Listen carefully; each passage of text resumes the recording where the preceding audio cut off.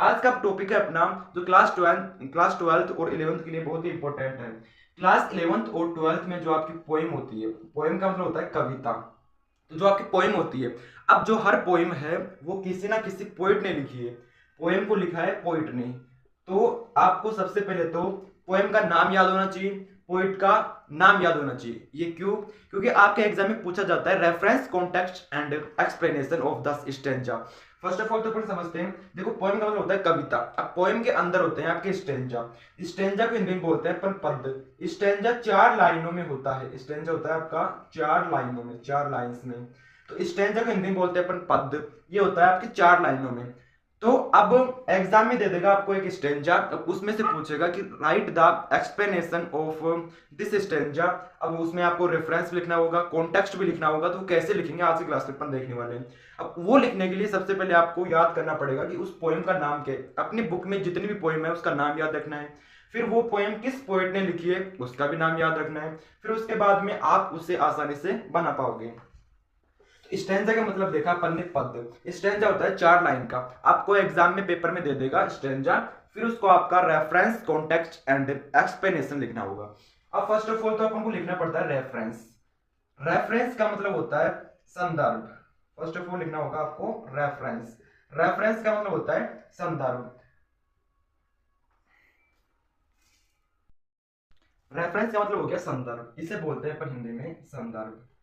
जैसे अपन हिंदी में किसी पद की व्याख्या करते हैं उसी प्रकार से अपन इंग्लिश में पोएम की जब रेफरेंस लिखेंगे, रेफरेंस का मतलब हो गया संदर्भ। अब इस संदर्भ में अपन को क्या क्या लिखना होता है, देखो सबसे पहले तो आपको पोएम का नाम और पोएट का नाम तो जानना नेसेसरी है। फिर उसके बाद में उस पोएम को पढ़ना भी जरूरी है, क्योंकि ये जो चार चार लाइनों में आपका स्टेंजा आएगा उसको पहचानना होगा कि ये किस पोएम का स्टेंजा है। फिर उसके बाद में ये किस पोएट ने लिखा है। तो फर्स्ट ऑफ ऑल आपको लिखना होगा रेफरेंस। रेफरेंस को हिंदी में बोल दिया अपन ने संदर्भ। अब संदर्भ में आपको केवल पोएम का नेम लिखना होता है, poem name and poet name. एक तो पोएम का नाम, कविता का नाम, और दूसरा लिखना होता है आपको पोइट नेम, कवि का नाम। वो कविता किस कवि ने लिखी है। तो ये चीजें आपको लिखनी होती है रेफरेंस में। रेफरेंस में आपको एक तो पोएम नेम, कविता का नाम, और दूसरा उस कवि का नाम जिसने ये कविता लिखी है। अब इसमें कुछ फिक्स लाइन होती है जो हर स्टेंजा में लिखनी पड़ती है, हर रेफरेंस में लिखनी पड़ती है। अब वो लाइन कौन सी है, उन लाइन को अपन देखते हैं। इसमें चेंज केवल एक तो पोएम का नेम होता है और एक पोएट का नेम होता है। तो फर्स्ट ऑफ ऑल आपको रेफरेंस लिखना है। रेफरेंस लिखने के बाद में आपको लिखना है these lines have taken, these lines have taken from the, these lines have taken from the. उसके बाद में आपको लिखना है पोएम नेम। जिस भी कविता से ये लाइनें ली गई है उसका नाम आपको यहां पर लिखना होगा, पोएम नेम। फिर उसके बाद में लिखना है आपको रिटन, रिटन बाय, या फिर आप इसकी जगह लिख सकते हो कंपोज्ड बाय, रिटन बाय या फिर कंपोज्ड बाय। फिर उसके बाद में आपको यहाँ पर पोइट का नाम लिखना है। यहाँ पर आपको लिखना है पोइट नेम, कवि का नाम। समझो, इसमें चेंज के लिए एक तो होगा पोएम का नेम और दूसरा होगा पोइट का नाम। तो ये जो लाइन है, these lines have taken from the poem name, these lines, ये रेखा है, ये लाइन्स हैव टेकन ली गई है फ्रॉम द पोएम, इस कविता से। ये लाइनें इस कविता से ली गई है। रिटन बाय का मतलब ये होता है लिखी गई है, और कंपोज्ड बाय का मतलब भी होता है लिखी गई है। उसके बाद में हो जाएगा पोइट का नेम। तो रेफरेंस में आपको कुछ नहीं करना, सबसे पहले रेफरेंस डालना है। रेफरेंस में आपको ये लाइनें, चाहे वो कोई सा भी स्टेंजा हो, कोई सी भी पोएम का हो, ये लाइन तो चेंज नहीं होगी। ऐसे कैसे लिखनी है आपको, these lines have taken from the. अब यहाँ पर आपको लिखना है पोएम नेम। वो स्टेंजा जिस भी पोएम का है उस पोएम का यहाँ पर नाम आ जाएगा। जैसे क्लास 11th में एक पोएम है, क्लास 11th में एक पोएम है जिसका नाम हो जाएगा द लेबरनम टोप। क्लास 11th में एक पोएम है जिसका नाम है द लेबरनम टोप। तो this lines have taken from the poem, from the poem, यहाँ पर पोएम लिखना, from the poem the laburnum टोप। उसे आपको सिंगल कोमा में दर्शाना है। जो आपका पोएम का नाम होगा उसे आपको सिंगल कोमा में दर्शाना होगा, द लेबरनम टोप। अब जो भी पोएम का नाम होगा उसे आपको सिंगल कोमा में दर्शाना होगा। फिर रिटन बाय या फिर कंपोज्ड बाय पोएट नेम, इसकी जगह आपको लिखना है कवि का नाम। तो ये जो लेबरनम टोप है पोएम है वो लिखी है आपकी टेड ह्यूजेस, एक पोएट है, उन्होंने ये कविता लिखी है। तो ये हो गया आपका रेफरेंस कंप्लीट। देखो रेफरेंस में क्या लिखा, this lines have taken from the poem the laburnum टोप, रिटन बाय या फिर कंपोज्ड बाय। इन दोनों में से अपन को केवल एक वर्ड लिखना है, चाहे तो रिटन बाय लिख दो या फिर कंपोज्ड बाय लिख दो, दोनों ही सही है लेकिन लिखना एक है। तो कंपोज्ड बाय टेड ह्यूजेस, ये लाइनें द लेबनम टॉप कविता से ली गई है जो टेड हुजेस द्वारा लिखी गई है। ये हो गया आपका रेफरेंस कंप्लीट। आई होप इसमें कोई समस्या नहीं होगी।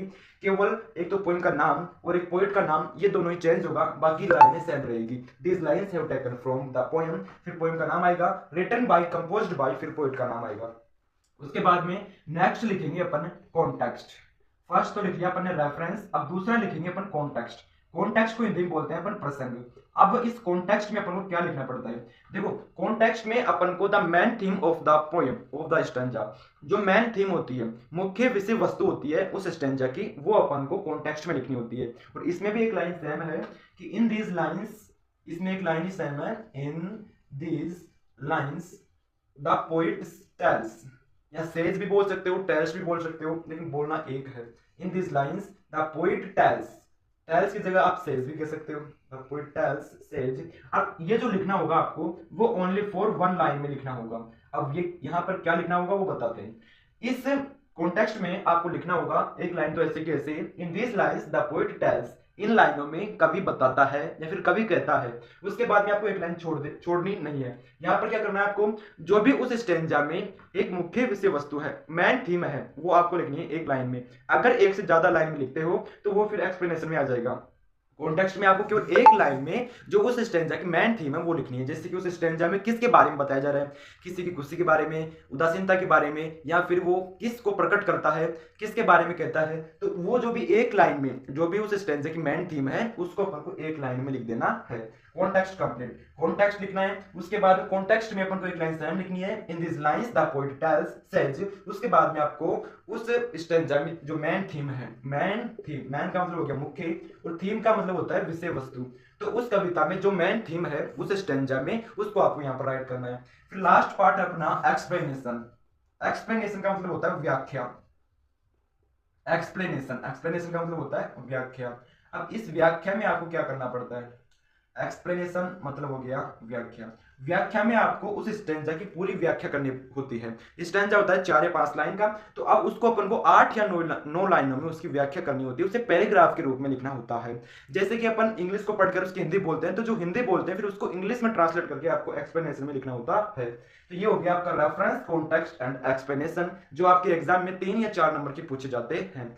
तो कुछ नहीं किया अपन ने, देखो आपको एक तो पोएम का नाम याद रखना है और एक पोएट का नाम याद रखना है, ये तो बहुत नेसेसरी है। आपकी किताब में सारी 4-5 पोएम होगी, तो 4-5 पोएम याद रख लेना, उनको अच्छे से पढ़ लेना, ताकि जो भी स्टेंजा आए तो अपन पहचान जाए कि ये स्टेंजा इस पोएम का है।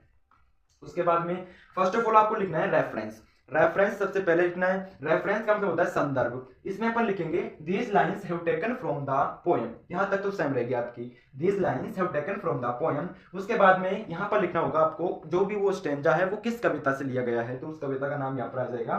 फिर रिटन बाय या फिर कंपोज्ड बाय, जो भी उस राइटर का नाम होगा, वो पोएट का नाम होगा, वो यहाँ पर लिख देंगे। ये हो जाएगा अपना रेफरेंस कंप्लीट। रेफरेंस में सीधा सीधा आपको बताना होता है एक तो poem name and poet name, एक तो कविता का नाम और दूसरा कवि का नाम बताना होता है।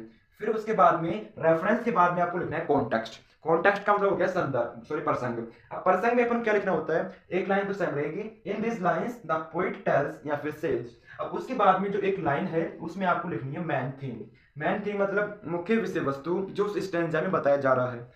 कॉन्टेक्स्ट के बाद में आपको लिखना है फिर एक्सप्लेनेशन। एक्सप्लेनेशन में उस स्टैंजा को अच्छे से एक्सप्लेन करना है, वो हो जाएगी आपकी एक्सप्लेनेशन। तो ये अपन ने पूरा पढ़ लिया। आई होप आपको समझ में आया होगा। तो एग्जाम में बिल्कुल ऐसे ही करना है, सबसे पहले रेफरेंस, उसके बाद में कॉन्टेक्स्ट एंड उसके बाद में एक्सप्लेनेशन। आई होप आपको समझ में आया होगा। आज के लिए इतना ही, मिलता है अगली वीडियो में, तब तक के लिए bye bye, take care, love you all.